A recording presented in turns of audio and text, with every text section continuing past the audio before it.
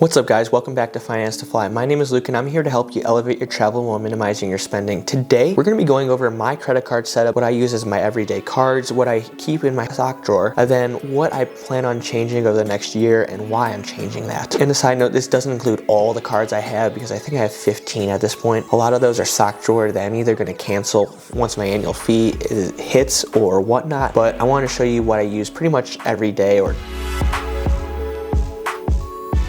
So to start things off, I want to kind of keep everything bunched together. For this first couple cards I'm going to go over, I do have a couple hotel cards. I have the IHG Premier One Rewards card, I have the Hilton Surpass card, and I have the Ritz-Carlton card from Marriott. These three cards cost me a total of $699 every year in annual fees. I believe I find a good value in holding all three of these cards, even if I'm paying $700 out of pocket, because I can get much more from the perks that they give. To start off, the IHG Premier One Rewards card, that $99 annual fee. It's pretty much me paying $99 for a 40,000 point free night award. If I value IHG points at their absolute worst, which is about 0.5 cents per point, I'm still getting $200 out of that free night award. At most, I'm getting about $400 because you have to use it specifically, blah, blah, blah, but still you can get good value out of it. Not only that, I stay at IHG hotels 2, 3, 4, 5 times a year, get the elite status perks, get those bonus points. It all adds up at the end so that when I do take a luxury booking through IHG, maybe I'll stay at a Kimpton or a Hotel Indigo, or even if I really try a Six Senses or something like that, I'm gonna get some good status upgrades because I have status, right? Like the first time I ever stayed at IHG Hotel last summer, it was a Hotel Indigo in Naperville, Illinois. I got upgraded to a massive room with a balcony, walk-in shower, everything. It was great. Obviously, I didn't get that the next time I went to that hotel, but it was nice having that little bonus when I got to the hotel that was like, they were like, oh, you're getting an upgrade. I'm like, oh, perfect. I mean, that's why I hold the card, right? I'm $99, I'm getting that annual fee offset by the free night award, then any bonus perks to elite night status are always welcome. So next up, pretty much similar to the IHG card, the Surpass card, it has a $150 annual fee, but I'm gonna get $200 out of that $150 annual fee because I'm either gonna stay at a Hilton property once a quarter, or I'm gonna use that quarterly credit to get a $50 Hilton gift card, which I'll use down the road for something, right? They don't expire, especially since I do have the gift cards already in my hand. I think I have $300 in gift cards right now because I also have the business Hilton card that I just got rid of. In the end, the gift card option is a great last resort just to get the value out of the cards. It's a nice 33% return on that annual fee. And not only that, besides the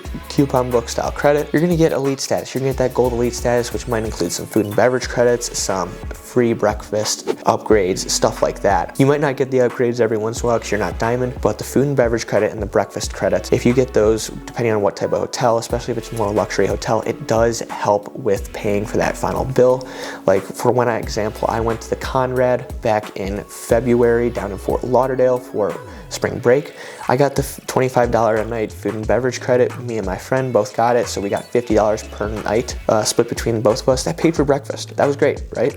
Paid for a whole meal because I held elite status. Other than that, it's a great card for my Hilton stays that I also stay at 3-4 times a year. Lastly, for my hotel cards, we're gonna cover the Ritz-Carlton card. I made a video about this back in May. This is my favorite card. Might be of all time just because of the perks it comes with. It has that $450 annual fee. Yes, it's the highest annual fee I'll end up paying once I cancel some of my cards, but it's worth it. Even so worth it that I do think I'm gonna get another one. I have a Marriott Bountiful card. It's sidelined, I don't use it, don't do anything. I'm just holding it, so if I want to upgrade to the Ritz-Carlton Reserve, another one, I get two. Why would I have two, right? Well, you get the $300 travel credit for upgrades, seat selection, stuff like that. So knock $300 off of the annual fee immediately. I do fly a ton during the year and I can use that a lot of ways. So $150 is what's left after the annual fee. You're gonna get priority pass. You're gonna get Chase's travel protections. I mean, they're top of the end travel protections for $450. You can't get that anywhere else. Then the best kicker of it all is the 85,000 point free night award. Pretty much paying $150 for an 85,000 point free night award. That free night award's worth $500 at least. Easily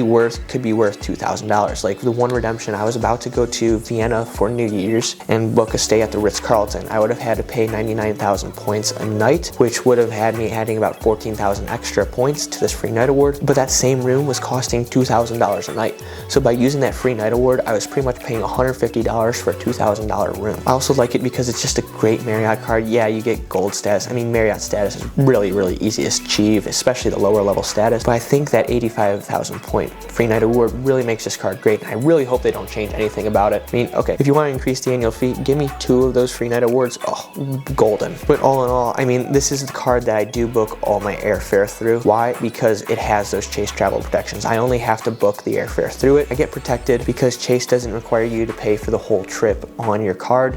We will cover that in the insurances video a couple months ago. Having those travel protections are great, especially for flights. Booking my flights through there is just no-brainer. Instead of me having to hold the Amex Platinum or the Sapphire Reserve, losing a lot of money, more money on the annual fees, I get to hold the Ritz-Carlton, use it for 2 purposes, one for my Marriott stays, one for my airfare.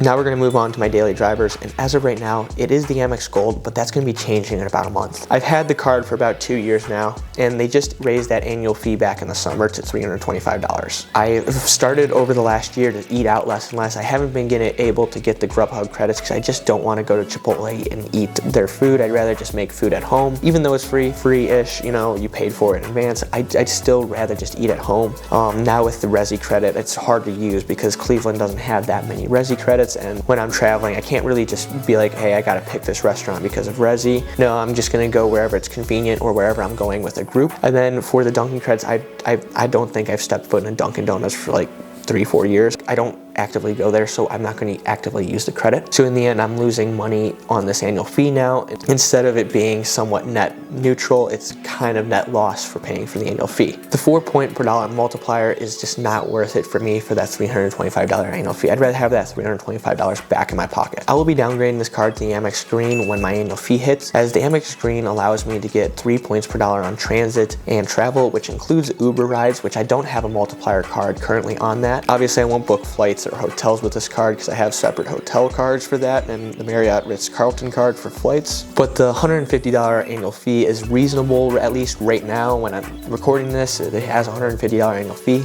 especially because you can get the Clear credit, and I use Clear, but it's paid for with other cards. But if I ever have to use it, I can use it through that card. So with me moving from my Amex Gold to an Amex Green, what will be my food and grocery card? Well, it's going to be the Saver One. I never thought I would go back to Capital One just because I liked Amex and its travel system and ecosystem and the transfer partners and Chase's transfer partners and all of that. I figured the Amex Gold would be my lifelong card, but when they raised that annual fee and added a bunch of credits that I just am not using at this time in life right now, I was like, all right, why don't I look at the Saver One, right? It's got 3% cash back on dining, grocery, and entertainment. That adds entertainment as a category, and that gives me 3% cash back on dining and grocery, just 1 point per dollar less than the Amex Gold, but it comes with that $0 annual fee. I mean, I'm covering now 5 categories that I pretty much all my spend is in, except for gas, through the annual fee of $150 with the Amex Green and the Saver One. Plus, because I just switched my Quicksilver One into a Venture One, I have a 0 annual fee card that allows me to turn the Capital One cash back into miles, and then I can use that to transfer the points to transfer partners.